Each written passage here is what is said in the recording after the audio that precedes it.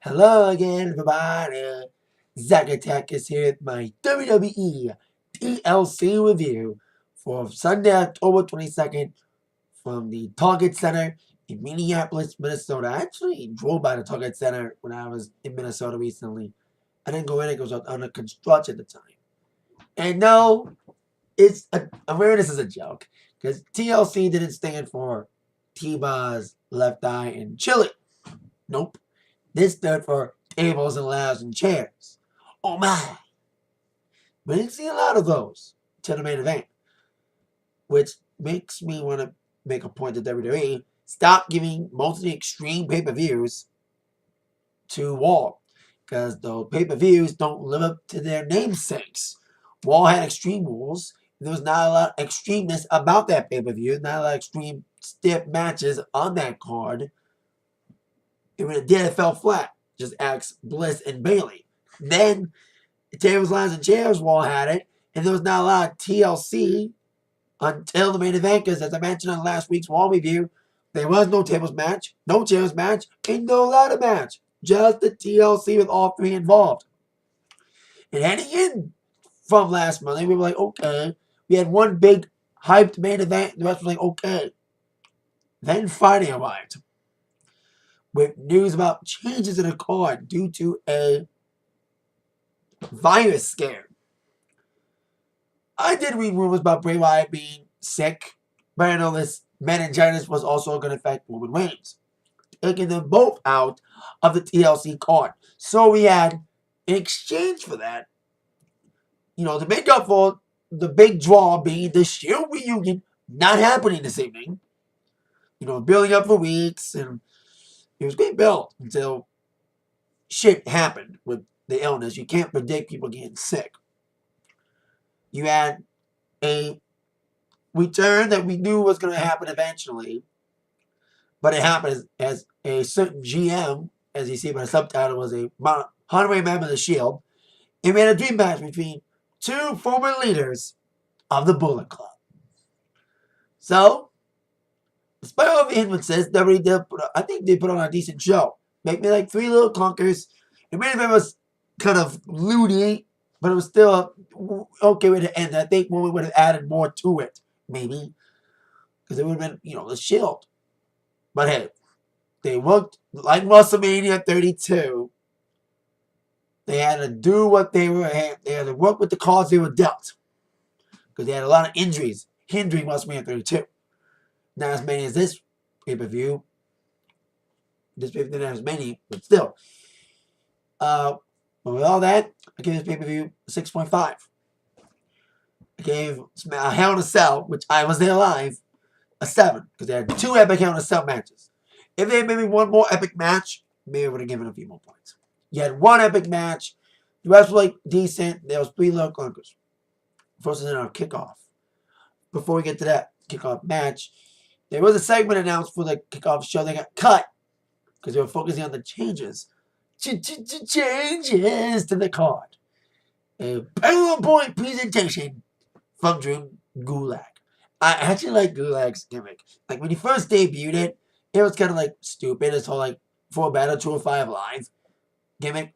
It's like the New Day's gimmick. It started out slow, then it got hot. And I like Gulak's gimmick now. He's really working with it, and it's kind of funny. He didn't get to present it. He'll probably present it more in 205 Live. So then we get to the match. Alicia Fox against Sasha Banks. Stemming from what happened on Monday, basically the Wall rematch. Because Bliss is an enemy from one time. Sasha Banks got attacked by Alicia Fox following her loss to Sasha on Monday. So the match was what it was. It was a decent little match. Both women took tumbles outside the ring because they were being tossed over the middle rope out to the outside. There was one nasty bump, like Alicia Fox was getting drop kicked out of the ring by Sasha off the apron, and she landed pretty hard. But both women did well. Alicia Fox did okay. But in the end, despite the long legs of Fox, those legs got caught in the bank statement, and she tapped out for the 4th time she's tapped out in the last 3 weeks. So there you go. Another victory for Sasha. Please turn heel soon. 2.5.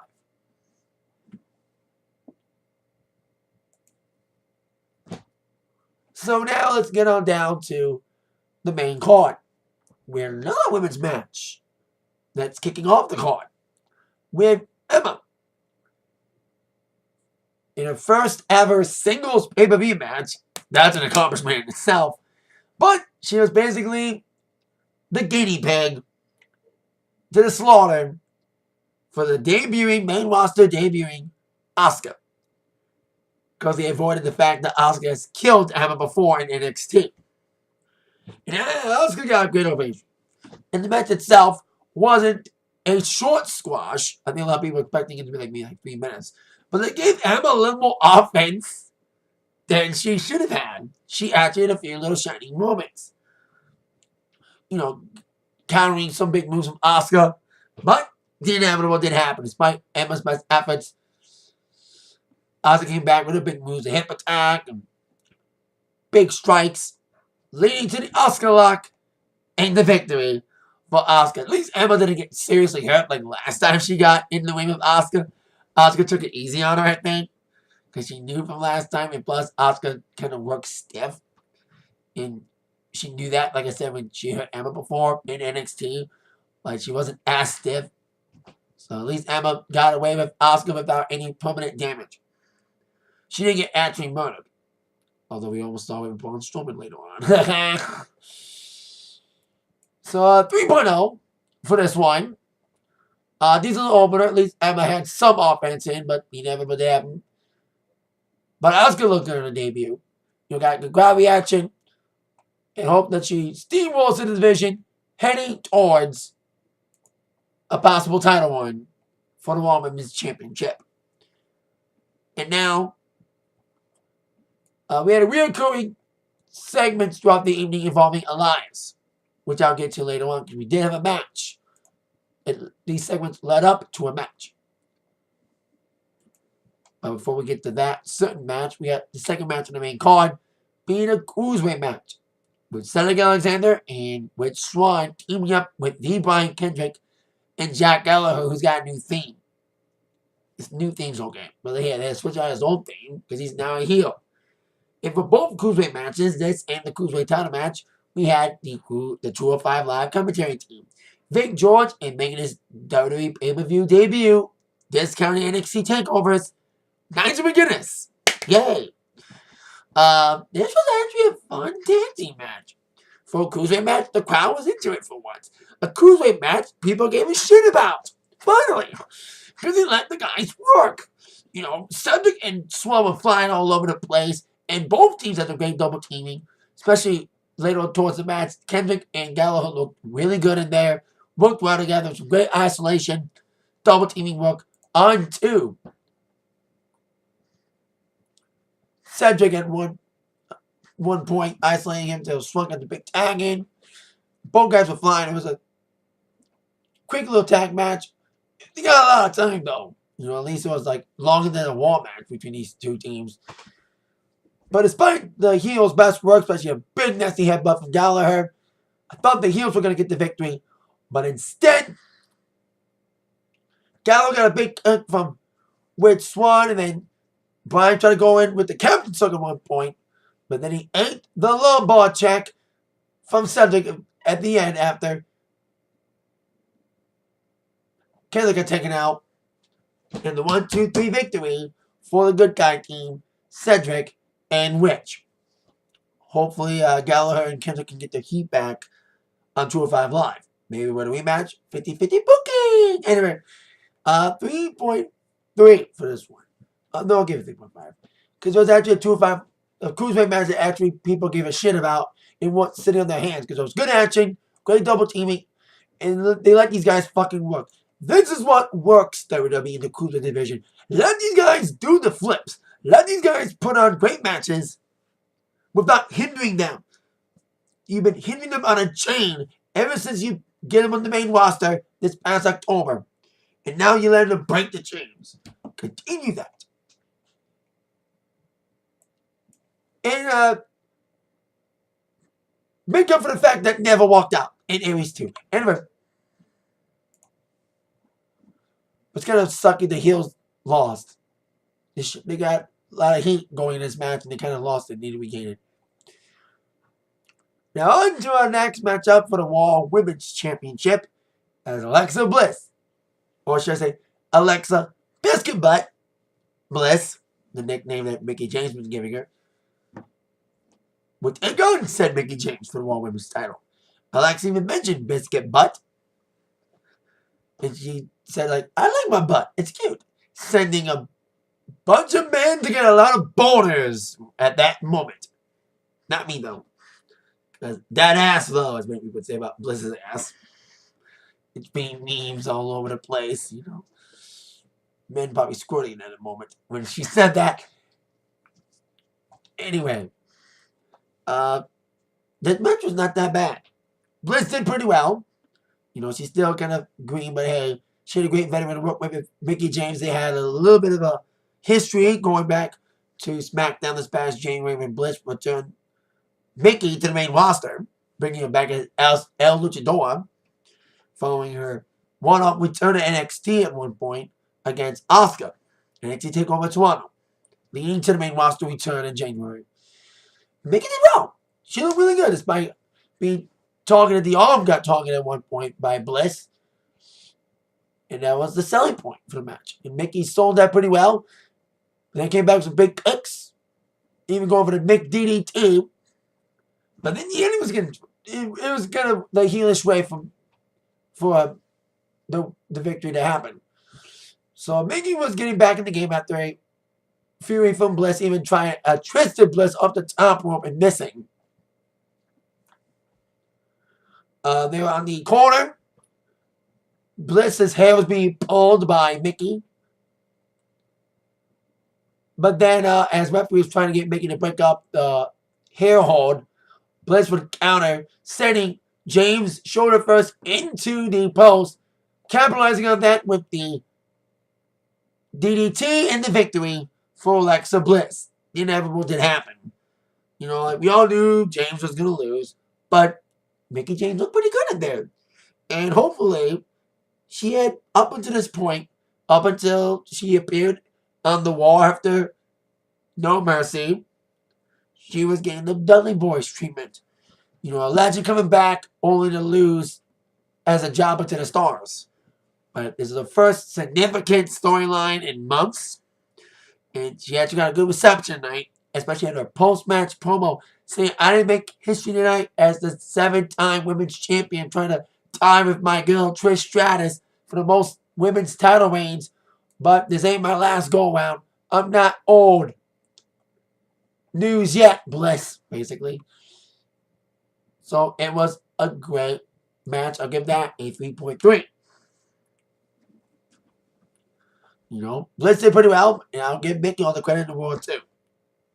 You know, fun matchup. Then on to the other little clunker. For the Cruiserweight title, Kalisto defending against Enzo Amore. Well, it wasn't as good as a Cruiserweight Lumberjack match a few weeks back on Raw. But at least it was better than the match that Enzo had never with No Mercy. Kalisto did well. Kalisto carried the match because he's the more athletic one. You know, he's the more agile one. Enzo's just a brawler. And Enzo lost his voice. He talked, I was like, don't tell me, he got sick and he got cleared. Like everybody else who got booked from being sick. But he had a sore voice. So he didn't talk that much. Probably for the best. So, despite that, Enzo did have some good moves. He had like a DDT off the top rope. That was kind of cool. No spot there. And do like a little baseball thing. He did okay in there. Like, he's still green as hell when it comes to being athletic. But he did well. Kalisto carried him a little bit. But Kalisto was trying to do his little lucha moves, including a couple of attempts at the Selena Del Sol. But Enzo's gimmick of being a cheater came back into play as at one point, as Kalisto was going for another attempt at a big finish, like I said, probably a Selena Del Sol. Wake in the eye by Enzo Amore. And Joe Dunzo. And yes, kind of inevitable. Yep, they pulled a Akira Tozawa only a week longer than Akira Tozawa's title reign before SummerSlam. the hot shot of the title back to Enzo. He is once again the Cruiserweight Champion. So Kalisto only had a 2-week title reign. But as much as I wanted Kalisto to keep the title, Enzo is over as a heel with the championship. So it's going to be an interesting move to make him lose the title in the first place 2 weeks ago.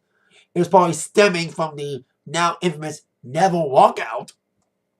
So they had to do something. And they only did it because it was Eddie Guerrero's birthday. And like I said, because of Neville. 2.5. Who knows? Maybe Kalisto may walk out now. Now, on to the match of the night. Some would say it's not, but being for what it was, this match wasn't even going to be a match of the night contender. When it was originally booked, it was set to be the Demon against Drag Abigail, Sister Abigail, Bray Wyatt. But, as I mentioned in the beginning of this video, Bray Wyatt was pulled because of a viral infection. They called it meningitis. So who would to replace Bray Wyatt? And of course make up for the fact that not only was Bray out, but Roman Reigns was out. They had to call on a SmackDown star to fill in. Flew in 18 hours from the South American tour of SmackDown, AJ Styles. So it was a dream match that we've been thinking about ever since AJ entered the WWE late last year. The two former leaders of Bullet Club, head to head. This should have been an epic moment with great build and everything, but we didn't get any of that. But this match didn't need no build. Even Booker T said it. The crowd spoke for itself. They were already chanting, "This is awesome," even before the match started. And for being forced in this match under 2 days' notice, they pulled it off, leaving us wanting more. And hopefully these two can captain opposing teams at Survivor Series, because it's supposed to be Raw versus SmackDown, especially with the impending Lesnar-Jinder match. Because we're going to see Lesnar and Raw answer the challenge of Jinder he made on SmackDown last week.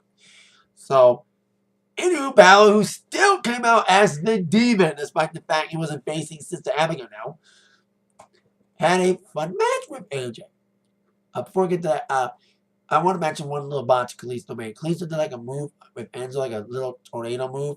He kind of miscalculated the landing on it. We'll mention a little botch there. But there wasn't much botching in this match. It's going to be a slow burn. What you got to do? You got two guys who weren't prepared for this match. You know, you had 2 days' notice. And one guy that, like I said, fly in 18 hours. But they made the best out of it. Great spots. You even saw Balor look the best he's ever been since he came back. And hopefully to keep this up and keep this momentum up, because he's been kind of irrelevant ever since he's returned. Being put in bullshit feuds and not for the title, especially in this whole Bray Wyatt situation. I hope they never reschedule the Abigail Demon match. I hope they never reschedule it. Hope they never try to do that match again. Hopefully it's dead and buried. There was a brawl on the outside. I think it was like AJ being slammed into a table. And we also saw a move from Bray, from thing we haven't seen in a while, the 1916, aka the Sunday Bloody Sunday DDT. And it was back and forth. Like the last 10 minutes was when it got really crazy. AJ was going for the calf crusher, and Finn sold it for the most of the match after he got out of the calf crusher, selling the leg injury because of that. AJ went for a phenomenal forearm. They both went for the big... It was like one move. Balor was on the top, going for something, and AJ caught with a Pele. And then he did like a Hurricane Wand up the top rope. Springboard. It's kind of a cool little spot. Some great action there from both these guys. Very technical, very high-flying.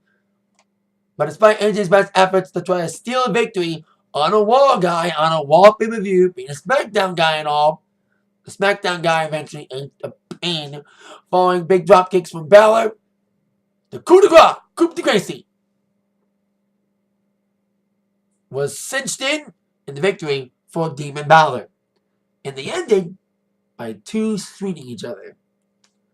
I wonder what the Bucks are gonna think with the cease and desist thing with the WWE overusing Too Sweet. But that's another topic for another day. 4.5 for this one. For being a couple days notice, and with no build and no promos being smashed together with this whole panic button mentality after some of the top guys in the card got pulled, especially Bray Wyatt in this instance, they pulled it off. And then leaving us wanting more. The only minor disappointment I had, no club. They had a huge opportunity to have Anderson and Gallows show up, maybe get a club thing, maybe setting up further for a possible Survivor Series match, as I mentioned. But for what it was, they didn't need to be there. Like in the end game, they didn't need to be there. They had no business in there. There was no build-up. If they had a proper build, maybe the club would have been sufficient to show up. But for what it was, both these guys delivered, and I hope they face off again. Like I said, Survivor Series. Now on to a ballot cleanser match. Elias against Jason Jordan. This was built from a couple of vignettes throughout the evening. Jason Jordan was interrupted with his dad, Kurt, by Elias backstage during the kickoff. Elias wanted a musical moment, wanted to say that I felt the spirit of Prince. He even went out for this. There was a couple gimmicks of him trying to come out to sing a song, and he kept getting interrupted by Jason Jordan throwing lettuce at him, even with a little homage to Austin Aries with the banana. It even said during the first segment, "Dearly beloved," quoting Prince's "Let's Go Crazy." And I've been to Prince's house in Minnesota. Paisley Park, got this one there. So, awesome experience to be there at Paisley. So, and it led towards a match. I was like, the first segment, I was like, really? That's what they were doing with it? This should have been on Wall. But I didn't know that these reoccurring segments would lead towards a match for tonight. And I had a feeling, like when I really went into it, I was like, they are going to do a palate cleanser match before the main event. And they did, being Elias and Jason Jordan. It was okay, a little palate cleanser. The finish was wonky as hell. Elias had some big moves, big kicks and stuff. But Jordan came back with some big suplexes, trying to get the end game. And there's a little bit of a wonky little finish, like I said. Elias was going for like a suplex, and then Jordan would counter it with a roll-up. Referee counted, but Elias' shoulders was up, but they still counted to 3. It's kind of a wonky finish, and Jordan got the victory. So it's kind of a botched finish. 2.3. Deduct a few points for the botched wonky finish. And now on to the main event. In a 5-on-3 handicap tables, ladders, and chairs match. Oh my.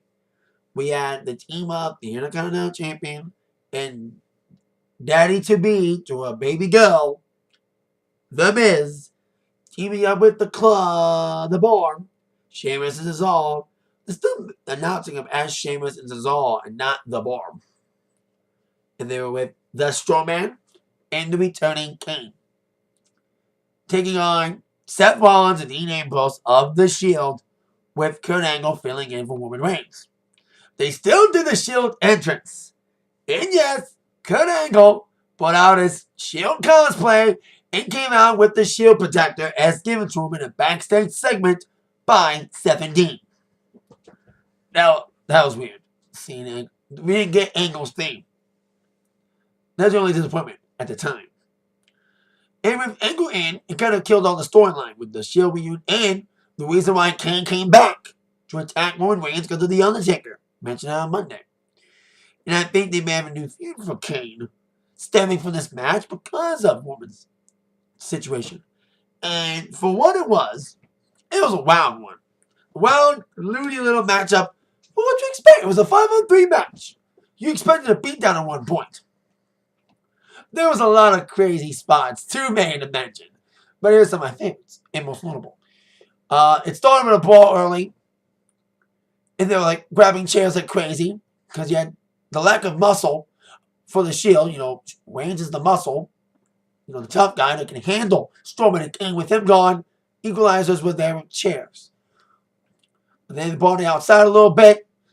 They brought 2 ladders out, and they put Kane and Strowman on 2 announce tables up front. The German, I think the Spanish announce table. And Dean and Seth did stereo splashes off the top of the ladders onto Kane and Strowman. And Rollins landed gingerly on his knee. But thankfully, nothing came out of it. Nothing serious at this time. Everyone was dangerous spots. Came with Kurt Angle. A lot of people were like, happy Angle was back, but everyone was fearful of all matches for Angle to be in with his neck injuries in the past.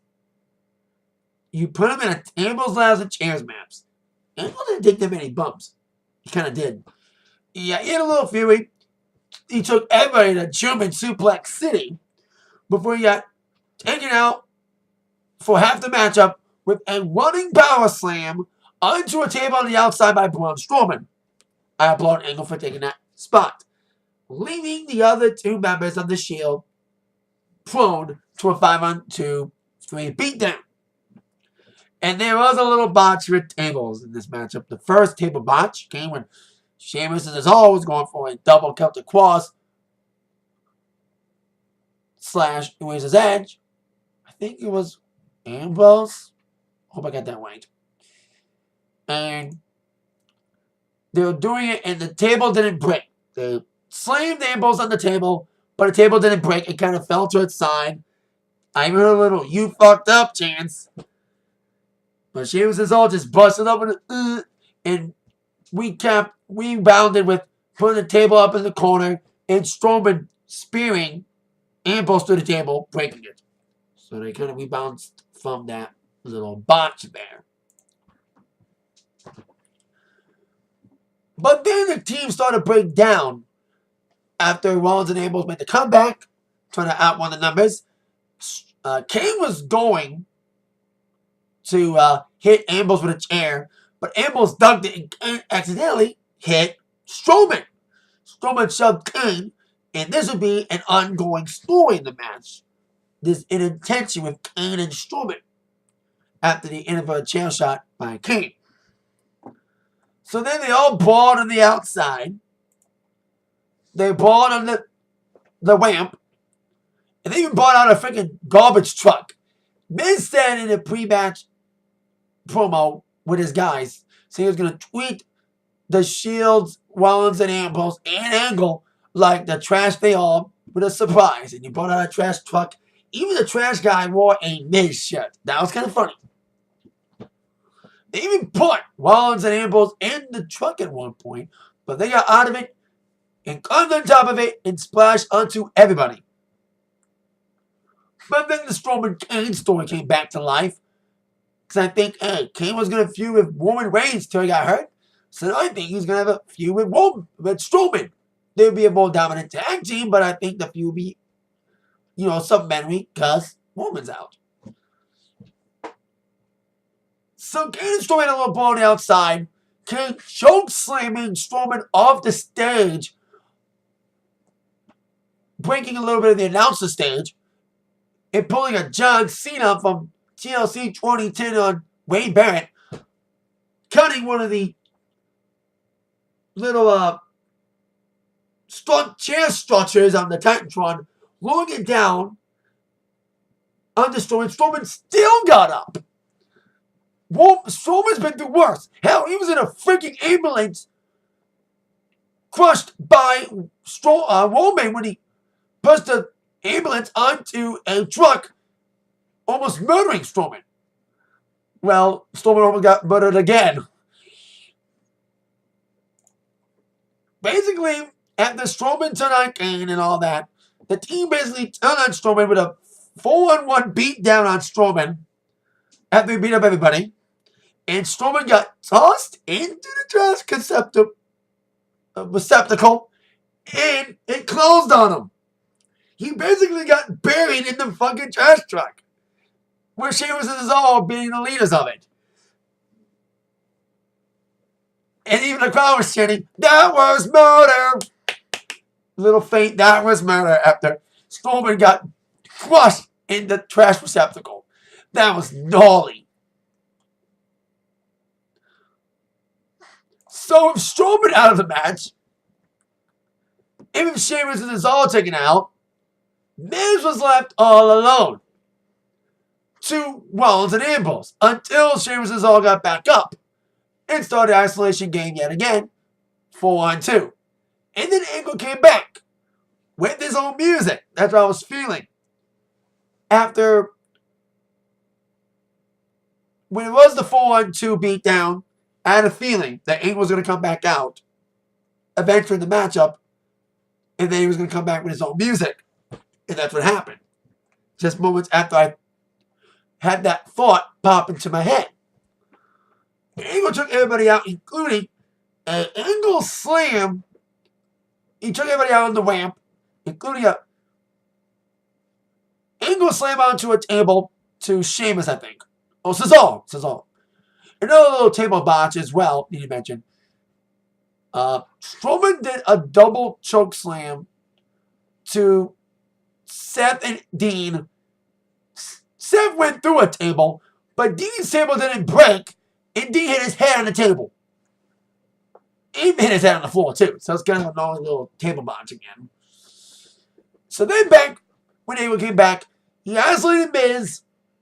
Miz tried to take him out with the skull crushing finale and almost had Angle pinned at one point.